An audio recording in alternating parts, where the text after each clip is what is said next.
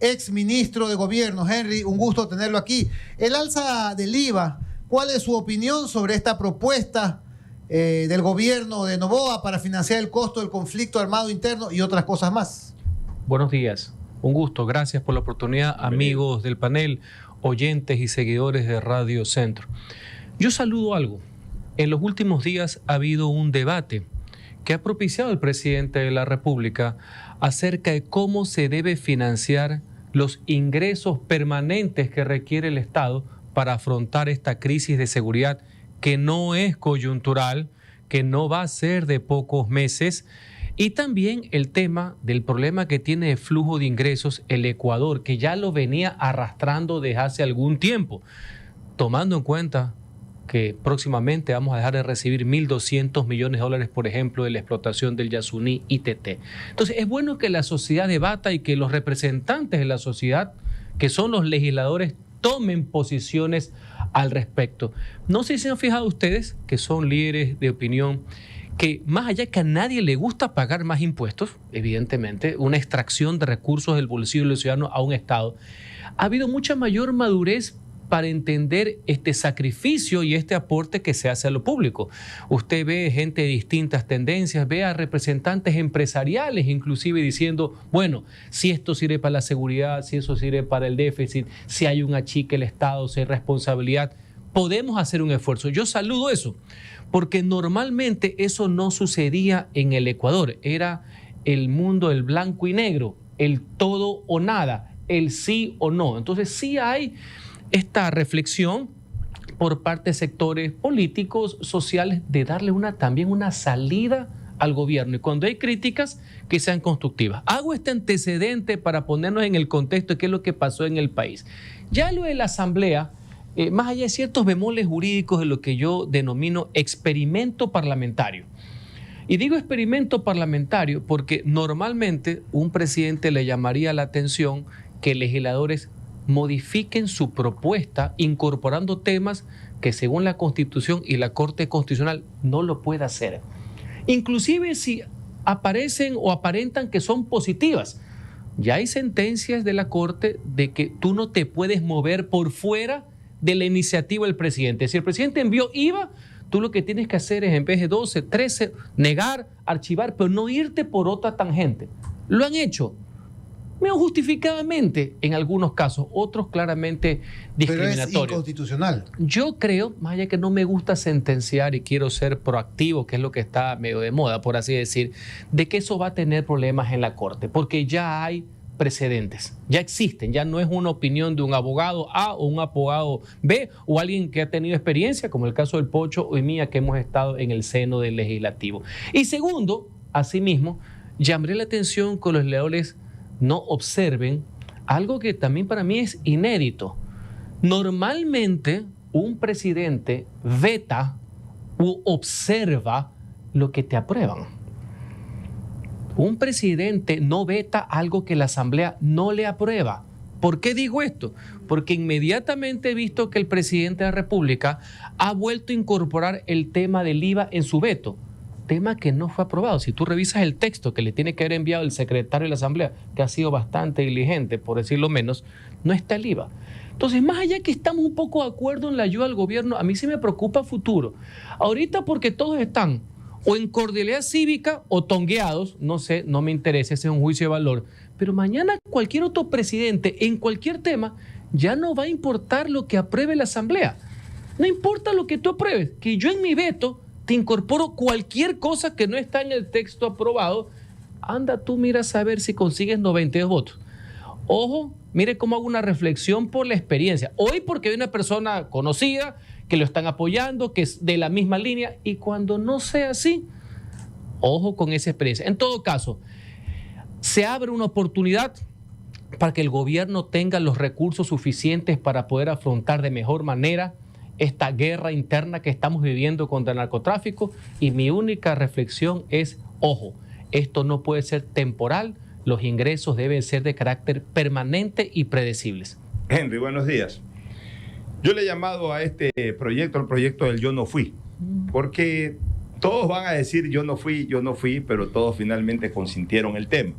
Pero se viene algo, y ahí quiero apelar a tu experiencia legislativa y también desde tu visión del Ejecutivo. Fuiste ministro de Gobierno y fuiste 8 años legislador de la República. Entonces tienes una experiencia vasta para por lo menos percibir, olfatear lo que puede ocurrir.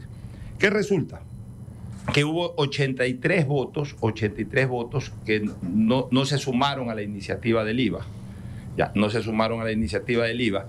Y se necesitan 92 votos para insistir. Es decir, se necesitan esos 83 más 9. Ya, correcto. ¿Cómo aparecen esos 9? El asunto es que esos 9 que no aparecieron en primera instancia, esos 9 estaban en un marco disfrazado con otros proyectos. O sea, otros proyectos justificaban el hecho de no rechazar el IVA. Correcto. Pero ahora en el veto solamente va a estar el IVA. Entonces van a estar más en evidencia esos 9 y otros que no voten a favor de la insistencia del IVA, de no aprobar el IVA, la insistencia de no aprobar el IVA. O sea, al no votar, terminan aprobando el IVA. Entonces, evidentemente, en lo político es distinto el escenario 1, el escenario que se dio hace 2 días, al escenario 2, el que va a venir en el momento en que convoquen para el tratamiento. ¿Cuál es tu opinión y sobre todo cuál es tu olfato al respecto?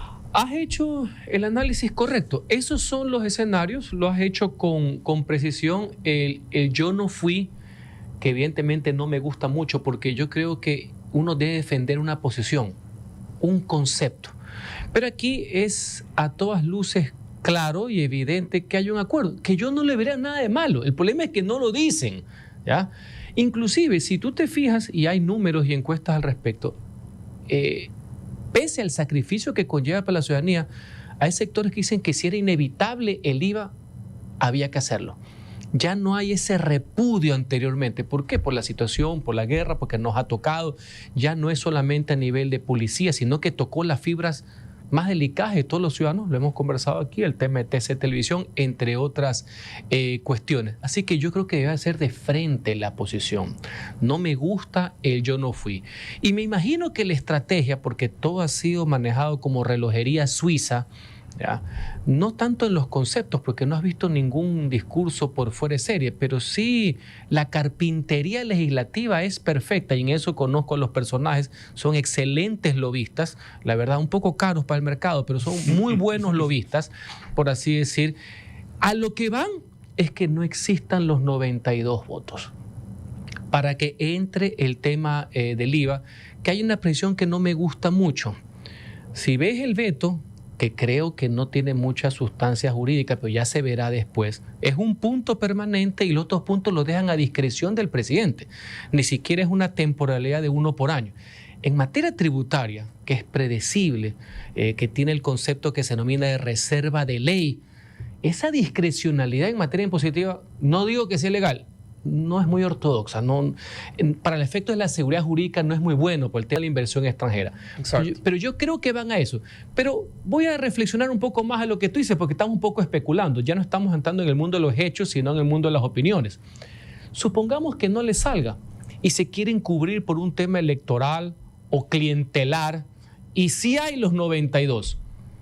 Los mismos grupos aliados le dirán, pero presidente, le aprobamos más inclusive lo que pidió, porque si te fijas entre la contribución a la banca, que parece muy rentable políticamente, pero es absolutamente discriminatorio porque es un solo sector, así es, más la de la contribución a las empresas en general, es igual o más a lo que el presidente originalmente pidió. Y así cubren las formas de que le dan una salida. La única diferencia es que es momentánea. Mi aporte como ciudadano, en base a unas cuantas canas que me han salido, es que el tema de la seguridad no es por una sola vez. Es un tema estructural y un tema permanente. Y les voy a poner un ejemplo. Se aumentó, creo que lo conversamos la otra vez, Pocho, contigo, a prácticamente 60.000 efectivos policiales. Se necesitan de 90.000 a 100.000. Yo no creo que sea un gasto. Creo que es una inversión en la gente, en beneficio de los ciudadanos, porque la seguridad es la primera obligación que tiene el Estado para con su pueblo. Y creo que la gente gustoso podrá hacerlo. pero no es solamente por un año, no es solamente por la escapada del líder de los choneros, debe ser hasta para evitar que salgan más líderes choneros. Estamos. En eso hay que tener un discurso muy racional, muy maduro, muy de Estado. No importa si el presidente hoy día es Noboa, mañana es Pocho o mañana es Juan. Es un tema que nos concierne a todos. Sí, yo quería preguntarle sobre ya el contenido de lo que se aprobó en la Asamblea. ¿Cuál es su lectura ya específicamente sobre el impacto que puede tener en la economía, la contribución a la banca y a las empresas que han generado una utilidad extraordinaria? Algunos lo dirán, ¿cómo te ingresa más plata en el mismo año, estimado amigo? Y hay un tema de flujos. Esto choca con un tema de legalidad. Para mí el tema está viciado, inclusive si fuera útil. Insisto, ya hay sentencias de la Corte que impide que el legislativo incorpore temas que el presidente no haya puesto en su proyecto. Así, faltando horas, haya puesto una cartita diciendo, me gusta cómo estás haciendo esto. Eso no tiene ningún valor. Pero no hacen nada al respecto, se demoran años en declararlo inconstitucional. Tengo una pequeña diferencia. La otra vez, efectivamente, veo que estás bien informado, se demoraron años porque no habían antecedentes.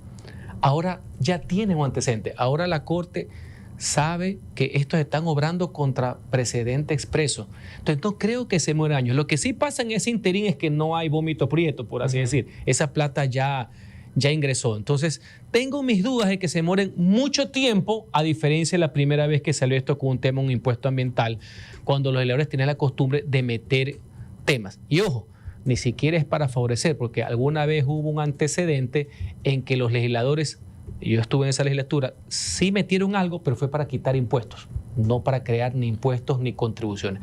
Ahora bien, el tema del IVA tiene un valor que va más allá de lo monetario. Ustedes, que son líderes de opinión, saben, han visto cómo internacionalmente ven de buena manera el tema que hay una reforma al IVA en los organismos internacionales, sí, porque eso abre el tema del acceso al crédito, porque entienden que es algo permanente, así sea de un punto predecible, que va en la línea de los ingresos tributarios. Porque los ingresos no tributarios, que es básicamente el petróleo, eso, maestro, ya es una especulación, cada vez está menos, ya no hay Yasuní, en algún momento se va a agotar. Entonces, los acreedores y la banca internacional y el BID del Fondo Monetario quieren que el Estado tenga ingresos permanentes para poder afrontar no solamente el tema de seguridad, que es un flagelo, señores, el tema de la salud, el tema de la educación. Sí, sobre todo nos permite pagar la deuda externa. Por la deuda y acceder a nuevo crédito, porque claro, también hay mucho de bicicleta en esto. Incrementa la probabilidad de nosotros poder pagar el nuevo crédito o el ya existente. Y que tiene años, ¿no? No es un tema que nació ayer. Lo que está diciendo Henry, hoy día en los titulares de Radio Centro, alivio en mercados internacionales